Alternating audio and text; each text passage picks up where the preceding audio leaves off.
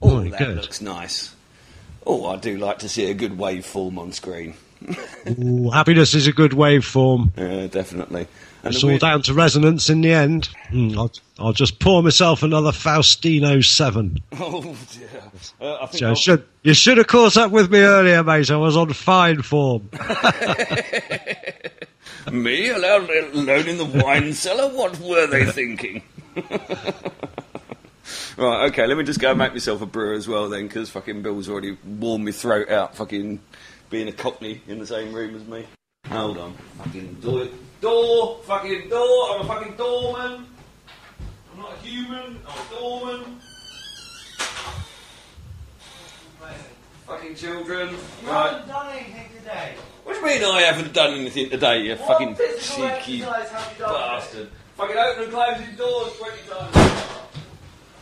It's your fault. It's not my fault. Anybody want to buy some children? They're going cheap. Well, I'm told they're pretty easy to give away nowadays. Yeah. Again, I don't know whether anybody would accept mine, though. They'd try and return them. Bloody teenager. Yes, all right, now piss off. Oh, Jesus. Very busy at your place, isn't it? Oh, you ain't fucking kidding, mate, especially with the extra boy. Well, actually, we've got one back and we've lost one. One's up at Chesterfield at the minute visiting Fresh Start. But okay, well, I mean, we've also got the likes of Dubs, who's one of the hardcore. Yeah. You will hear me making this reference an awful lot in all my shows and everything else because we have become such a formidable force, I think, a force to be reckoned with. Yeah. Basically, this is like the sort of core posters from the TPUC who have completely resisted all of the kind of moves over there, and we've basically all fucking up sticks and moved over to the Freeman League. But we all know each other personally. We've all actually met in person. And this fucking connection, this like sort of physical fucking connection has just made us, just like I say, a force to be reckoned with. Yeah, I think that's I've been and joined up at the Freeman League. I've been and put my details up, but I've only visited once so far because it hasn't rained in Wales for like 3 or 4 weeks, which means I've been out gardening. Yeah. Okay, who are you over there then? Nick M. is what it says. M. Oh, right. I don't remember having seen you over there. Fucking hell. I vaguely remember. Yeah, possibly. Because I'm admin there, and it's pretty much my site. Yeah. I mean, it's Dave's site. It's Dave Murphy's site, but Dave is too busy to do anything with it, so he leaves it up to me and Tamara, pretty much. So it's me, Tamara, and Kaz, and Chug and Freshie over there, isn't it? Well, I've seen what's going on, and I mean we're pretty much of the same thought here that the time's come to. In fact, what I want my TNS radio show to be, I want its basic stream as far as it goes to be about community and how to make community work. Yeah. Because I know a lot of people who've done a lot of different work in that. Some of them are walking communities, some of them are living communities. Loads of different ways of actually getting people back together again and starting to overcome this drift to kind of to solo living, which is it's not a drift. It's actually being driven. People are being driven to live on their own.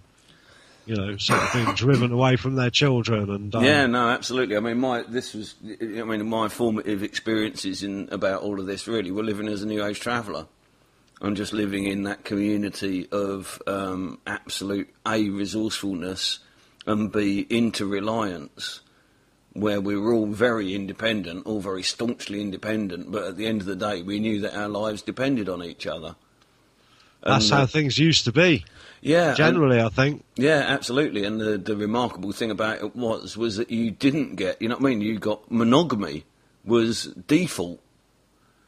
Yeah, simply not by any societal pressure, not by any. Well, yeah, obviously by societal pressure, but not by any kind of preset fucking rules or you know what I mean. Any sort of tacit agreement amongst people. It was just simply necessary. Monogamy was necessary, you know what I mean? You just simply couldn't live in a small, isolated community entirely reliant on each other and be fucking bed-hopping all the time. No, and actually that's true anyway, and the results of not recognising that it is necessary do result in frequent and repeated catastrophe. Yeah. Yeah, absolutely. I mean, that was the most alarming thing, was what I saw as being the most, the most advanced societal experiment of our day was essentially legislated out of existence with the bloody Public Order Act. Yes, indeed. Yes. Well, I mean, the thing is that the Public Order Act obviously came as a lot of a surprise to a lot of people, but having been down at Stonehenge on the day when they took it apart, and having been up to Bratton Hill as well after that, we could see that sort of coming, couldn't we? Yeah. Yeah. Well, they had their numbers covered up, and they were dragging people out the broken windows of buses. Oh, what, the Beanfield?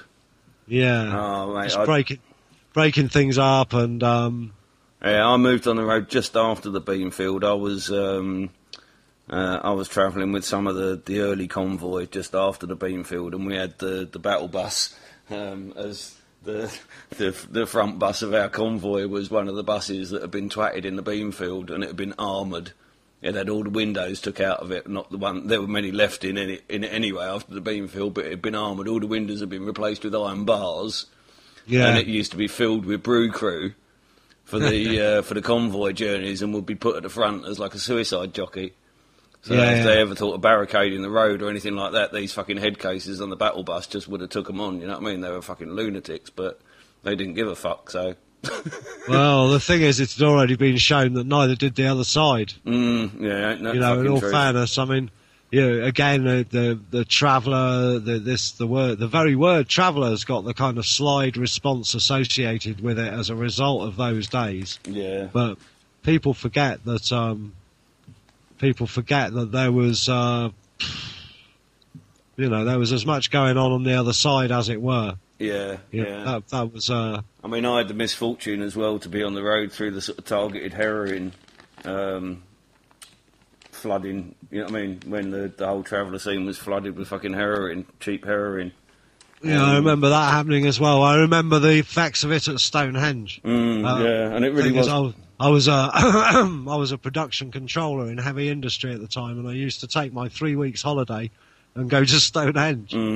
All my mates all the people in the office used to go to the Costa del Sol and bring photos back of swimming baths and stuff. You'd come back I'd bring back photos of like hippies. buses with the back end sawn off. Yeah, and, you'd see the back end of the bus somewhere else with Anarchy Now written across the back of it. I went there for like 7 years. I went to Stonehenge, and it was just wicked. It was.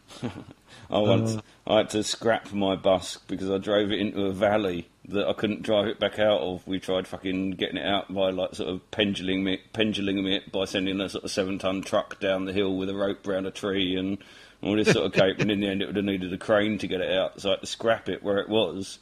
But then, unfortunately, it was so big, of course, that we couldn't tow it, so I had to drive it.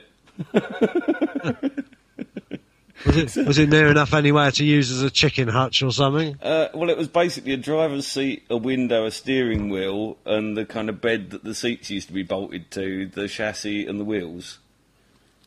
So it didn't owe you anything by the sound of it? No, I'd had all the alley off it, but the drive over the Mendips twice was it was like a 7.5 litre 16-gear go-kart. Yeah. And we did a suicide run during the night. I had somebody out in front of me with a car and somebody behind me with a van for lights. And we drove past this police car en route who had a clear sight of us. And as we drove past, both of the policemen in it were looking very, very intently at the left-hand curb. Yeah, right, yeah. We didn't see it. We don't want to know. Just get it to wherever you're going. We don't care. Exactly. I can think of at least a couple of people who get that sort of response from the police on the roads round here. Yeah. Oh, there used to be a great kid that lived in Glastonbury, one of the local farmers, and he used to drive a car with no fucking windows in it, all fucking painted with like fucking emulsion and like all graffiti and shit on it. And the local coppers just used to leave him alone, and he used to drive around pissed as a cunt. But he only ever used to drive this one road, and nobody ever else drove the road. So all the coppers in Glastonbury used to tried fucking nicking him, and it didn't stop him, so they just fucking left him be. I also bought the Land Rover off of the famous farmer in Wells, who famously hadn't turned this Land Rover off for 4 years because being the penny-pinching fucking Somerset farmer that he was, when his starter motor had gone wrong, he'd done the maths.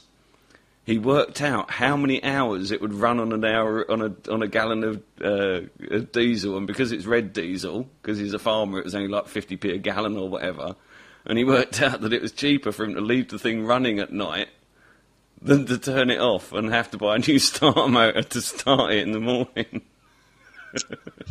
And he used to come down the pub. Yeah, indeed. He'd come down the pub and park the Landy up, and he'd go in the car park, and it'd be sitting there going duck, duck, duck, duck, duck, duck, duck. Never turned it off for 4 years. Farmers, eh? Farmers. They don't have a strange outlook on life. It's because it's fundamentally Babylonian, you see, so it leaves them a little bit foxed by modern technology. Yeah. Essentially, we got the farming from the same place as we got the religion. So the priests and the farmers, they're all well fucked. Yeah, yeah. It's funny you should say that as it goes. But I've been using you're familiar with Illuminatus? Certainly am well familiar with Illuminatus. You know the I bless Ra, the fierce sun shining bright. That little poem in the front of it. Yeah, yeah. I've been using that for 20 years. And that's a really powerful fucking thing to retake the Babylonian mysteries back with.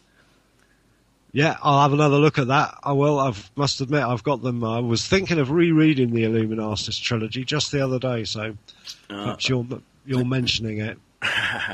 Yeah, definitely. We used to play the game as well, both sorts of game, actually. There's a really amazing game which has got... it's got like you each get to play an Illuminatus, and everybody's therefore got a different winning condition.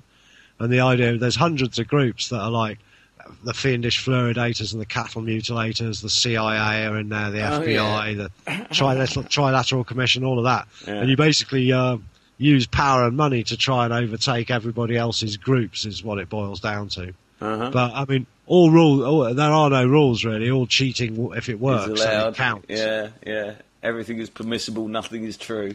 That's exactly right, yeah. Yeah. I must admit, the sayings of Hassan Sabra, I've actually looked into some of those because I just thought, oh no, he's got to be making some of those up. And I've actually done quite a lot of research into Hassan Sabra after reading the Illuminatus, and he really was a fucking incredible geezer. You know how he used to rule? No. How the whole assassin thing came about? Oh, right, yeah. The Hashishim? Yeah. Well, basically, during his life, he used to actually live as a Gnostic, as a monk. Never used to show his face in public. He'd hand out all of his dictates through a secretary. Yeah, did no public speaking, wasn't a public figure at all. Just like God and Moses, eh? But he had this, the system with the assassins was basically they would become indentured into the local ruling elites, into the local houses of power, if necessary, as a servant or a vizier or whatever, whatever kind of paid help they were looking for. And old Hassan would get one of his Hashashin in somewhere in the building, and they'd be in the corridors of power, and basically would just act as a sleeper cell, go completely unnoticed, even work in the favour of the foreign power, yeah, as by way of a vizier. Now, if that foreign power should happen to mention in passing that they were planning anything against old Hassan, the next thing they'd know is they'd wake up dead with a fucking bejewelled dagger left in the pillowcase as the kind of calling card of the Hashashin.